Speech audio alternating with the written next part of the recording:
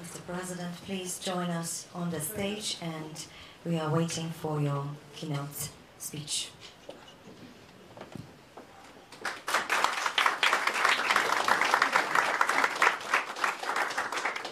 Thank you very much. Good evening once again. Your Excellencies, distinguished guests, it's my pleasure to open the very important discussion here in the Polish House in Davos. I'm happy that this year our informal Polish representation hosts many events during which we can both promote Poland and Polish priorities, but also to discuss the main challenges we are facing. I hope that the topics raised during today's discussion on NATO's achievements and challenges will be continued soon in Vilnius, and that they will be turned into action.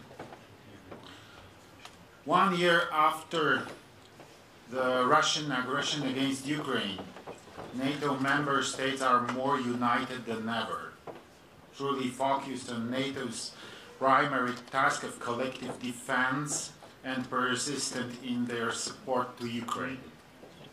The war in Ukraine has proven that NATO members are reliable and loyal partners who do not give up their support despite crises. NATO is an irreplaceable element of ensuring security in Europe. Last year, NATO adopted its new strategic concept in which all allies agreed that the Russian Federation is the most significant and direct threat to allies' security and to peace and stability in the Euro-Atlantic area. Now, on the road to the Vilnius Summit, we should make sure that the alliance is fully prepared to face this threat. Nearly a year after the outbreak of the war, we still see new needs and challenges for us as a member states, but also for NATO as a whole. 3 issues are particularly important in that context. First, NATO should implement a new baseline for deterrence and defense as agreed in Madrid. It needs to take into account Russia's increasing political-military control over Belarus. NATO-Belarus border needs to be protected the same way as NATO-Russia border. It's very important. Just to remind you about Lukashenko regime's migration crisis on the Polish-Belarusian border shortly before the war. I have no doubts that Russia's attack on sovereign Ukraine has accelerated the need to strengthen NATO's external flanks located on the eastern borders of Central and Eastern European countries.